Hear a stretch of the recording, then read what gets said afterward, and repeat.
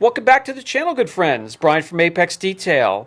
I have a horrible test panel up on the horses here, and there's a good reason this panel isn't on the car anymore. It's in horrible shape. However, it's a great candidate to show you what I want to show you today, and that's a great combination or team that you can put together with the rotary polisher to do an enhancement or a one-step. Not multi-step, not cut and then finish, but enhancement or a one-step, which is done in a quick and easy and effective process. So I'd like to team the Chemi P601, which is a one cut and finish, and then the corresponding pad, which is color-coded, which makes it simple and easy for you. Team that up with the rotary polisher for enhancements and one-steps. I often get a lot of questions on the rotary when it comes to enhancements or one-steps with a little bit of hazing or buffer trails left behind. Well, hopefully this video helps a little bit, and I'll try and cover as much as I can to alleviate that for you. But basically with this pad, I like to get it on, and it's rather stiff, so I'll use a pad conditioner. Any pad conditioner that can be picked up, it doesn't matter what brand. You can also use a quick detailer to condition a pad and work it in there, because a lot of those pads are going to be a little stiff.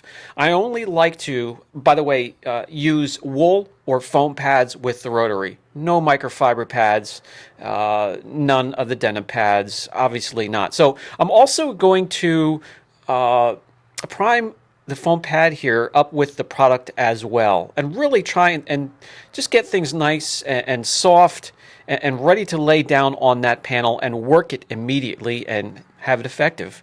And then of course I always like to apply product when I'm using the rotary onto the panel using an application pad that really cuts down on the sling.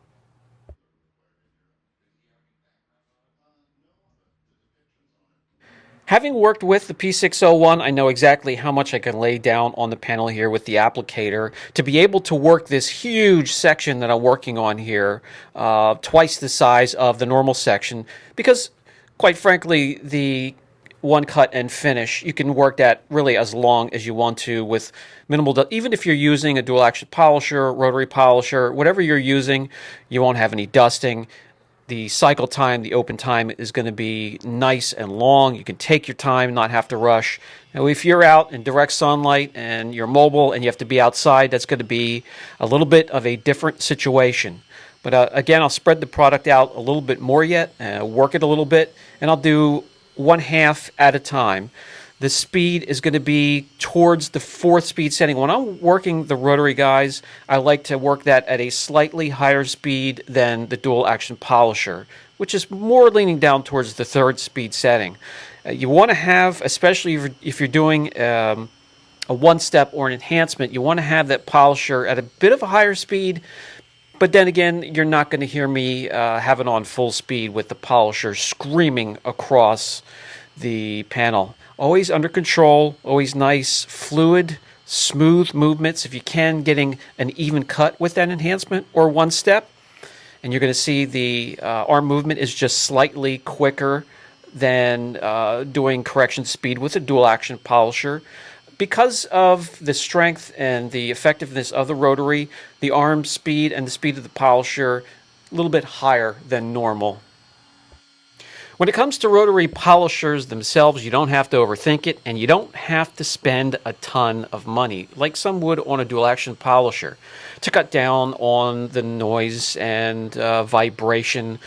A rotary polisher is already smooth to begin with, and quite, it's not very noisy. So you can go, just like I did here, to Harbor Freight and pick up this Chicago Electric for what, 35, 45 bucks? I'm not even sure what it was anymore, but they last.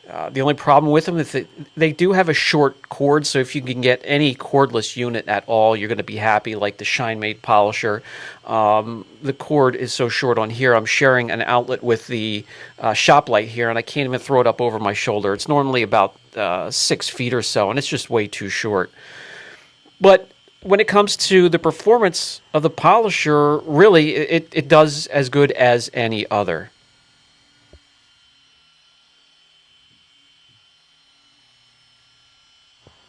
For the most part, the rotary polisher and the pad should be laid flat while polishing as often as possible, just lifting slightly here and there when I need to on body lines and the contours of the body to get the pad in there for a nice even cut. Slightly lifting it just enough to get it in there. Now, I get a lot of questions besides the hazing and buffer trails on the wobble of the rotary polisher. And yeah, that can be a little bit scary if you're not used to the machine, if that thing starts to wobble around a little bit. But all you have to do is add a little bit more product to the pad.